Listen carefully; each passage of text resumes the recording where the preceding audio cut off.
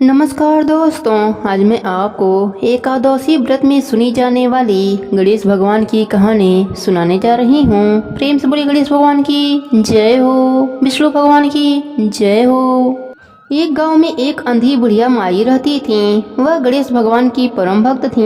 आंखों से भले ही दिखाई नहीं देता था, परंतु वह सुबह शाम गणेश वंदना में मग्न रहती थी। गणेश जी बुढ़िया माई की भक्ति से बड़े प्रसन्न हुए। उन्होंने सोचा, यह बुढ़िया माई मेरा नित्य नियम निभाती है, परंतु बदले में कुछ नहीं मांगती।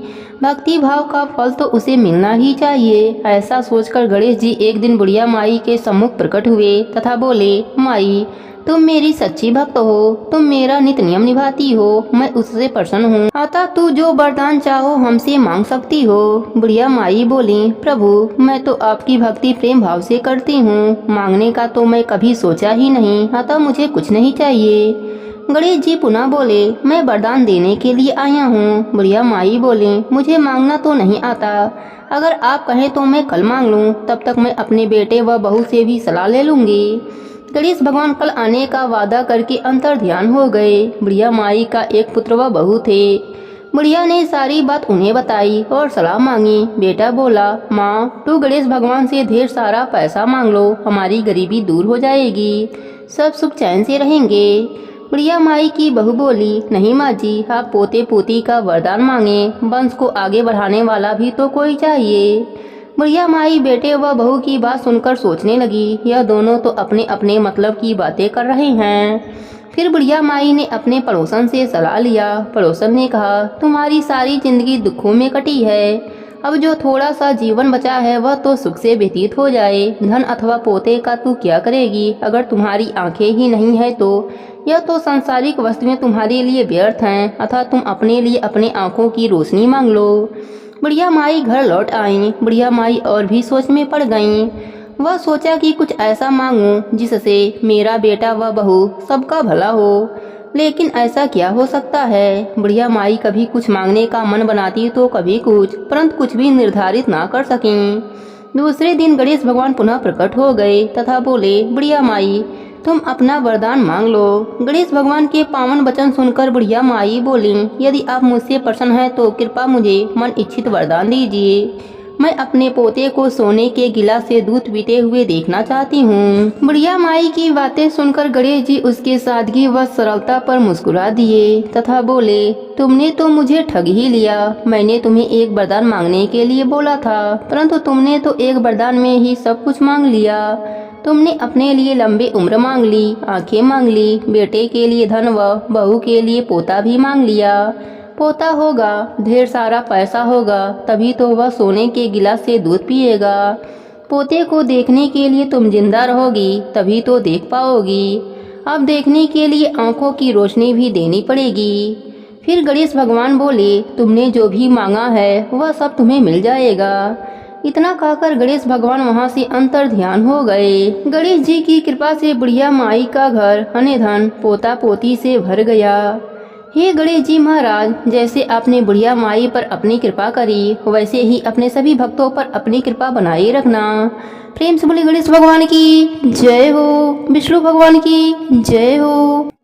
एक समय की बात है, एक गांव में एक बुढ़िया माई अपने परिवार के साथ रहती थीं। बुढ़िया माई विष्णु भगवान की परम भक्त थीं। वह हमेशा दोनों पक्षों की एकादशियों का व्रत करती और कथा सुनती थीं।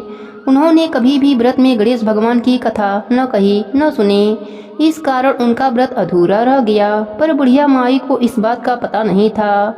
उनको लगता था कि वह तो पूरा व्रत कर रही हैं और उनके व्रत के पुण्य से उनको वैकुंठ लोक की प्राप्ति जरूर होगी। देखते ही देखते बुढ़िया माई की मृत्यु हो गई। उन्हें लेने यमलोक के दूत आए। वह देखकर घबरा गईं और बोली, मैंने जीवन भर विष्णु भगवान की भक्ति श्रद्धा भाव से किया, एकादशी का व्रत किया, मुझे तो लेने वैकुंठ लोक का विमान आएगा, मैं आपके साथ नहीं चलूंगी। इतना कहकर बुढ़िया माई रोने लगीं और विष्णु भगवान को पुकारने लगीं। विष्णु भगवान गरुड़ पर सवार होकर बुढ़िया माई के पास आए और बोले, बुढ़िया माई तूने तो पूरी श्रद्धा से व्रत किया, पर तुमने व्रत में कभी भी गणेश भगवान की कथा न कही न सुनी, इस कारण तेरा व्रत अधूरा है। बुढ़िया माई विष्णु भगवान से जीवन दान मांगने लगी। ताकि वह एकादशी का व्रत करके उसका पूरा पुण्य प्राप्त कर सके। इस प्रकार बुढ़िया माई को विष्णु भगवान ने 2 साल के लिए फिर जीवित कर दिया। अब बुढ़िया माई जीवित होते ही गणेश भगवान का नित्य नियम निभाना चालू कर दिया। एकादशी का व्रत करती तो एकादशी व्रत की कथा सुनती और अंत में गणेश भगवान की कथा सुनने लगी। इस प्रकार 2 साल में 4 11 बुढ़िया माई ने पूरा कर लिया। गणेश भगवान की कृपा से एकादशी का पूरा पुण्य बुढ़िया माई को प्राप्त हुआ। बुढ़िया माई की तपस्या से गणेश भगवान प्रसन्न हुए और बुढ़िया माई के सामने प्रकट होकर बोले, बुढ़िया माई, तुमने मेरे नित्य नियम के साथ ही व्रत में श्रद्धा पूर्वक कथा सुनी है, इसलिए मैं तुम पर अत्यंत प्रसन्न हूँ। मैं तुम्हें आशीर्वाद देता हूँ कि जब तक यह पृथ्वी रहेगी तब तक तुम्हारे इस तपस्या का गुणगान लोग करते रहेंगे। साथ ही एकादशी व्रत में तुम्हारी इस भक्ति की कथा को जो भी मनुष्य प्रेम पूर्वक सुनेगा उसको व्रत का संपूर्ण फल प्राप्त होगा। गणेश भगवान बुढ़िया माई पर प्रसन्न होकर बुढ़िया माई का घर अन्य धन से भर दिया। साथ ही रिद्धि सिद्धि का वास करके अंतर ध्यान हो गए। 2 साल बीतने पर बुढ़िया माई की मृत्यु हुई। इस बार उन्हें लेने बैकुंठ लोक का विमान आया। बुढ़िया माई को पूरे मान सम्मान के साथ बैकुंठ लोक ले जाया गया। इस प्रकार गणेश भगवान की कृपा से बुढ़िया माई का घर अन्य धन से भर गया और मरने के बाद बैकुंठ लोक का सुख मिला। हे गणेश जी महाराज, जैसे आपने बुढ़िया माई पर प्रसन्न हुए, बुढ़िया माई के व्रत को पूर्ण किया, उसके घर को अन्य धन से भर दिया, वैसे ही एकादशी व्रत करने वालों को भी पूरा फल देकर उनका घर अन्य धन से भर देना।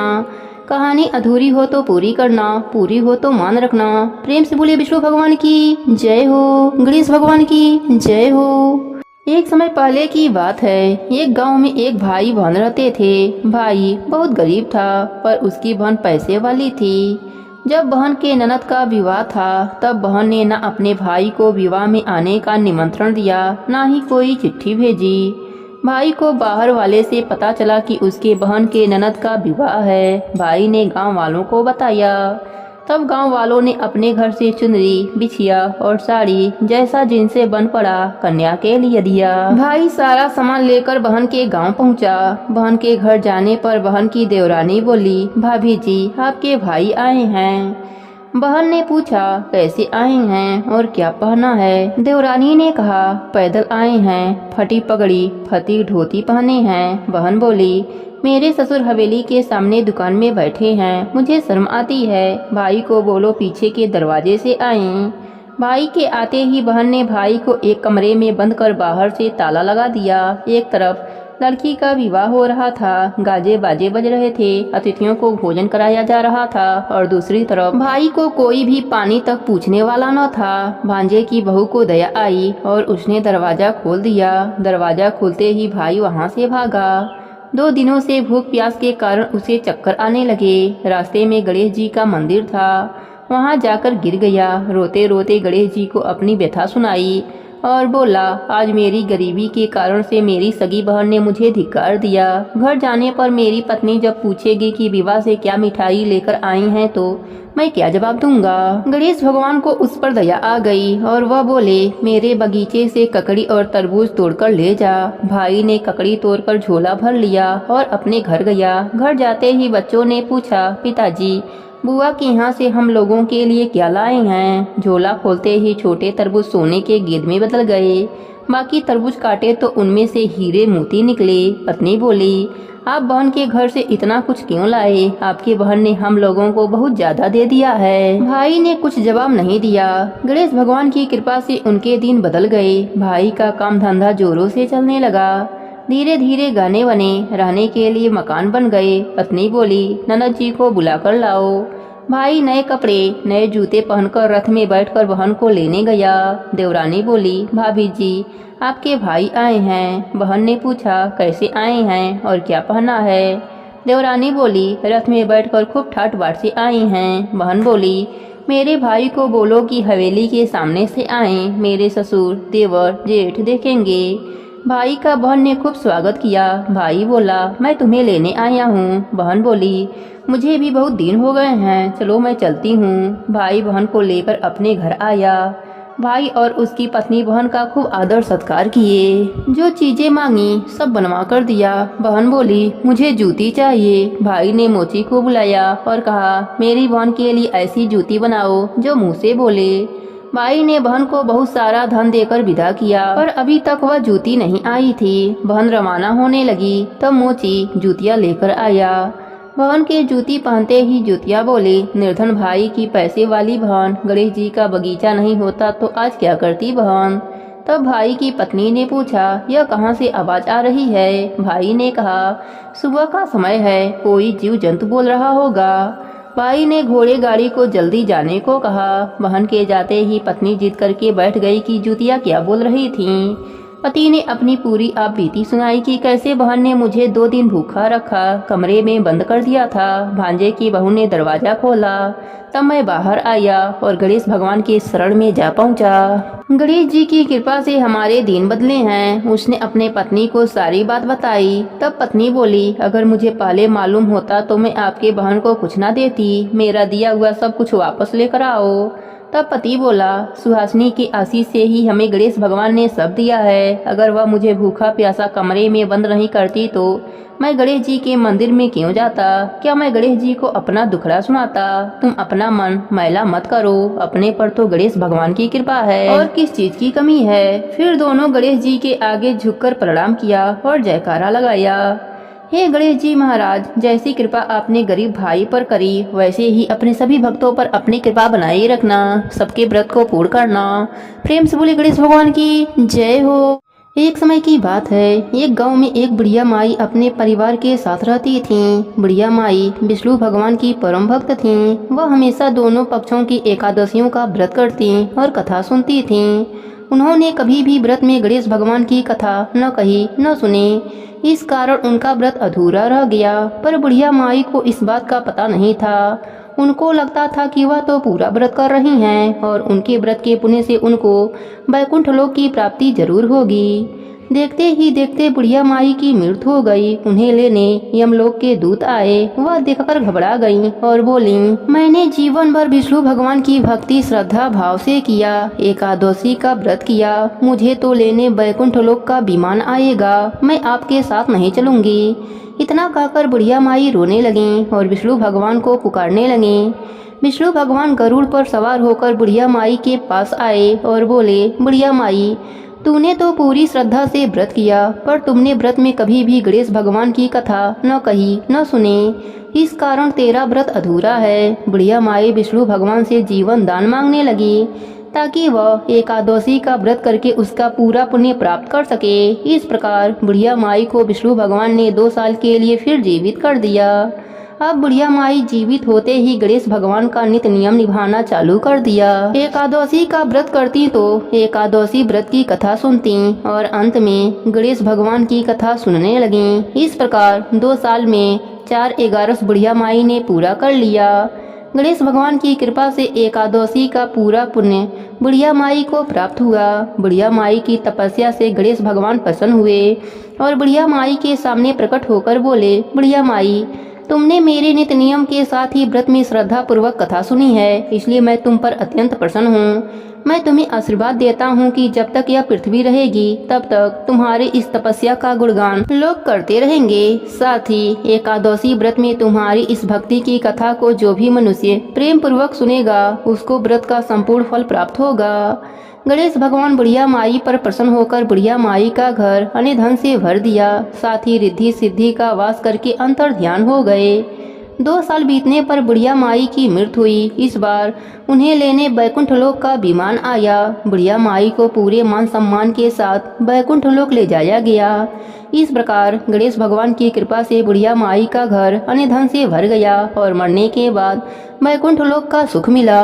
हे गणेश जी महाराज, जैसे आपने बुढ़िया माई पर प्रसन्न हुए, बुढ़िया माई के व्रत को पूर्ण किया, उसके घर को अन्य धन से भर दिया, वैसे ही एकादशी व्रत करने वालों को भी पूरा फल देकर उनका घर अन्य धन से भर देना। कहानी अधूरी हो तो पूरी करना, पूरी हो तो मान रखना। प्रेम से बोले विष्णु भगवान की जय हो, गणेश भगवान की जय हो।